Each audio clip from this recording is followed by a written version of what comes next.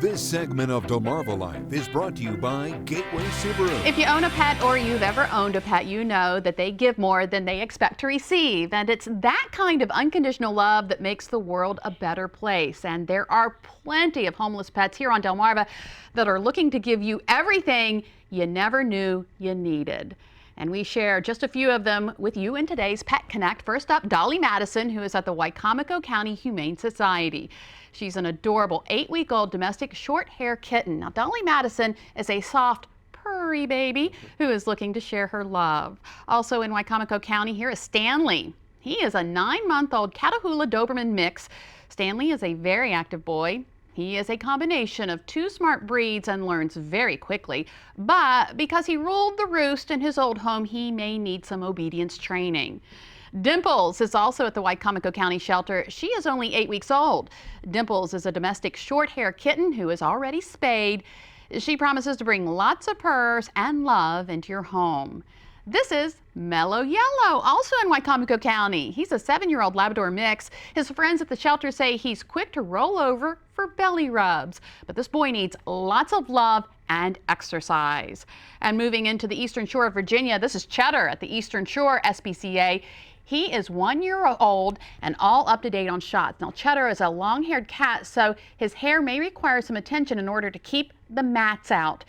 He is great with other cats and has no problem using the litter box. Also at the Eastern Shore SPCA, here is Chili Pepper. He's a Chihuahua mix with a beautiful white heart on his head. He may be starting to get a little gray around his muzzle, but he's only 7 years old. Because of his age and breed, he would be better suited in a home with no young children. And if you're interested in any of the animals we shared with you today, just visit our website, WVOC.com, click on our picture at the top of the page. And if you found your new pet through our Pet Connect segment, we'd love to see your pictures. You can share them with us at our DelmarvaLife Facebook page, or you can email them to us at comments@DelmarvaLife.com. Well, it's so important to take good care of our pets. After all, they're family. Now we learn all about protecting them from parasites. Jimmy has more on that. If you know anything about us and this show, you know that we love our pets, and we're not alone. Did you know that there are more than 175 million dogs and cats in the United States? But only 60% of dogs are protected for parasite-transmitted diseases like Lyme and heartworm disease. For cats, it's fewer than 4 in 10. Millions of these pets are infected every year by parasites like fleas, ticks, mosquitoes. Even worse, some of these parasites carry diseases that can be transmitted to you and me. Much like the National Weather Service can forecast turbulent weather, the Companion Animal Parasite Council, or CAPC, can project how bad the parasite season is going to be. Joining us now to tell you what we can expect here on Delmarva this time of year are veterinarians Dr. Kathy Lund and Dr. Rick Marinson. Thank you so much for joining us. Thank you. Thank you for having us. So tell me real quick, what is CAPC?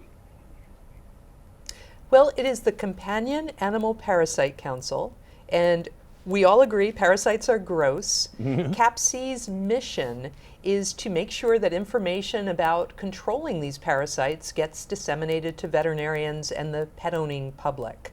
We have produced a forecast every year that shows vets and the public where the parasites are. And 2015 is shaping up to be the year of the tick. Really? We're predicting an explosion in the tick population, and what's going to happen is these ticks, this increased number of ticks, are going to result in diseases that they carry becoming more widely distributed throughout our country. We've seen ticks leaving their typical roaming range and expanding their horizons. They're moving to parts of the country where we hadn't seen them 10 years previously. So it's worrisome. It means we need to be vigilant. We need to keep our pets on preventives. I think one of the things that can be confusing to us is we're coming out of a, I would say, pretty brutal winter. Yeah. I'm in Rhode Island, and we didn't see the ground for 2 months. So all that snow, I think it's understandable that we as pet owners would think that the parasites would die. There's no reason to do anything. So, yeah. No Dr. Kathy, tick could survive. Let me ask you this. I tried to look at your map real quick there. What can you tell me about the forecast for this year, specifically for here on Delmarva? Well, things are spreading. So we're seeing Lyme disease, for instance, moving southward and westward. Okay, so I see that you've got Lyme disease prevalence there on the left and the heartworm prevalence on the right. Looks like heartworm, for the most part, in the southeast moving up our way, and yet the Lyme disease seems to be in the northeast coming down our way. So we need to really pay attention to this. Parasites pop up in very unexpected places, and we can't assume that we're in a safe zone. They don't exist anymore. That's just not there, is it? Okay, so if we travel with our pets, what kind of precautions and things do we need to watch out for as far as regional areas? Where are they going to be hit the hardest?